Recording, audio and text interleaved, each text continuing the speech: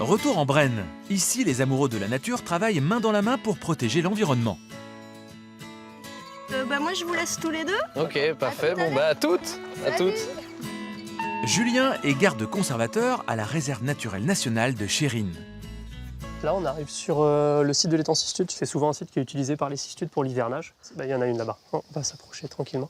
Tu nous parles des cistudes, mais Ouais. concrètement, c'est quoi?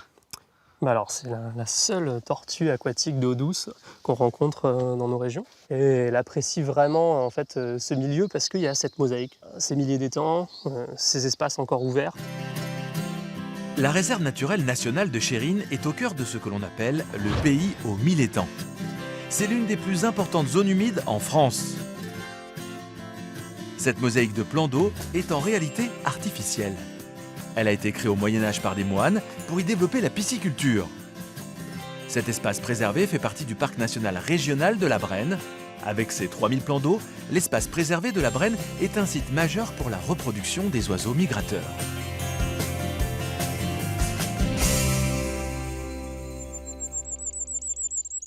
La plupart des individus qu'on va voir, c'est des oiseaux qui étaient au sud, qui hivernaient au sud, et là qui passent par la Brenne en fait, pour remonter vers le nord, pour aller sur des sites de reproduction au nord de l'Europe, voire même carrément en Russie pour certaines espèces. D'accord.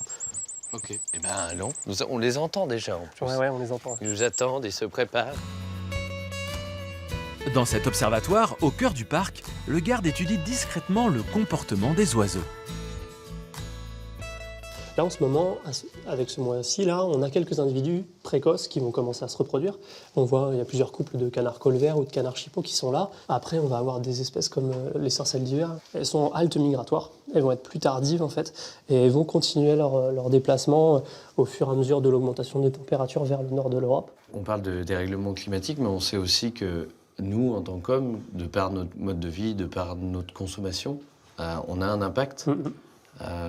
Est-ce que ça, tu le sens aussi? Des choses toutes bêtes, hein, mais c'est un peu un paradoxe sur une réserve naturelle. C'est un espace qui est vraiment lié à qui est destiné à protéger un espace et le soustraire d'un maximum de contraintes, d'impact, de pollution, etc. Mais à la fois, c'est un espace qu'on veut ouvert parce qu'on a envie de faire partager aussi ces choses extraordinaires au plus grand nombre. Et on fait un tour de la réserve pour ramasser les déchets tous les lundis.